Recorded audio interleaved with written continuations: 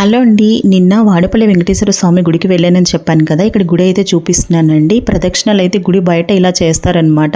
నేను వెళ్ళింది సోమవారం కాబట్టి జనం చాలా తక్కువ ఉన్నారండి. శనివారం అయితే ఈ ఖాళీ అనేది ఉండదు, చాలా ఫుల్ ఉంటారు. అది కూడా మధ్యాహ్నం అయిపోయింది. అందుకనే వెళ్ళగానే ముందు దర్శనానికి వెళ్ళిపోయి దర్శనం చేసుకున్నామండి. దర్శనం అయితే చాలా బాగా జరిగింది. 2 నిమిషాలు స్వామివారిని కదలకుండా అలాగే చూసుకున్నానండి.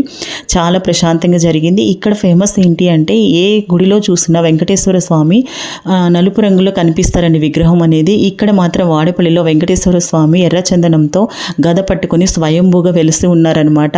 అందుకే ఇక్కడికి వచ్చి వెంకటేశ్వర స్వామి దగ్గర మన మనసులో కోరిక చెప్పుకొని 7 శనివారాలు 7 ప్రదక్షిణలు చేసి 8వ శనివారం వడ్డీ కాసులు వాడికి వడ్డీగా అభిషేకం చేయించుకుంటే మనం ఏ కోరిక కోరుకున్నా తీరిపోతుంది అనేది ఇక్కడ ప్రజల నమ్మకం అండి. జనం కూడా అలాగే వస్తున్నారు. ఈ మధ్య కాలంలో చాలా చాలా ఫేమస్ అయిపోయింది. శుక్రవారం నైటే వచ్చేసి నైట్ నుంచే నిద్ర చేసేసి శనివారం దర్శనం చేసుకుని అయితే వెళ్తూ ఉన్నారన్నమాట. నాకు కూడా ఆయన నుంచి పిలుపు వచ్చింది.